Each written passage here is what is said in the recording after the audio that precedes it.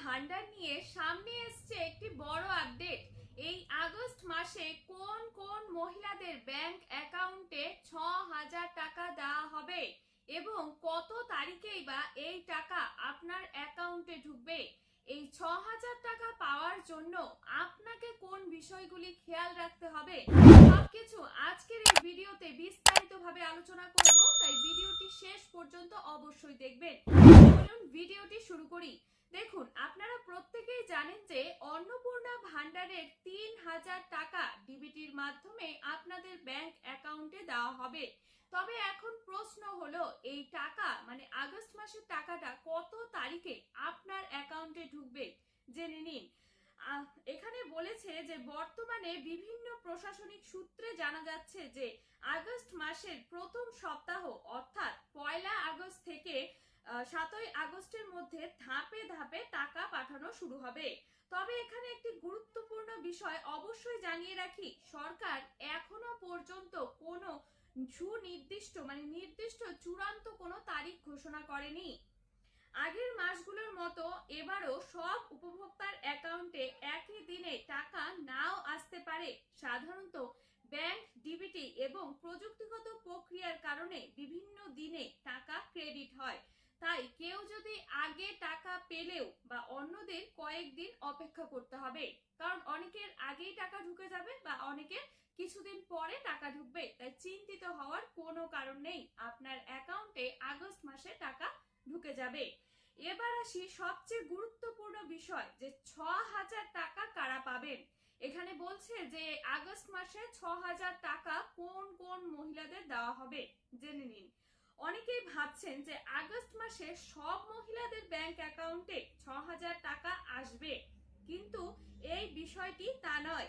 ৬,০০০ টাকা পাওয়ার সম্ভাবনা শুধুমাত্র কিছু নির্দিষ্ট উপভোক্তাদের জন্য, যাদের আবেদন কাদের বলেছে যে যাদের আবেদন অনেক আগেই অনুমোদিত ছিল কিন্তু জুলাই মাসের ৩,০০০ টাকা কোনো কারণে ব্যাংকে জমা পড়েনি, তারা আগস্ট মাসে জুলাই ও আগস্ট ২ মাসের টাকা একসঙ্গে অর্থাৎ মোট ৬,০০০ টাকা পাবেন।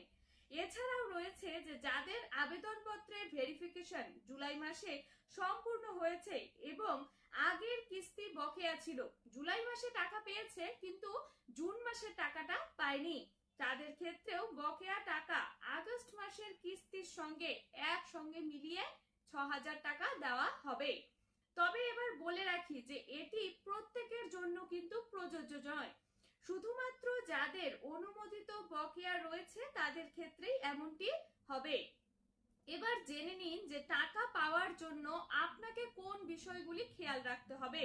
দেখুন, প্রথমত রয়েছে যে আপনার ব্যাংক অ্যাকাউন্টের সঙ্গে আধার লিংক থাকতে হবে, আধার লিংক করা থাকতে হবে।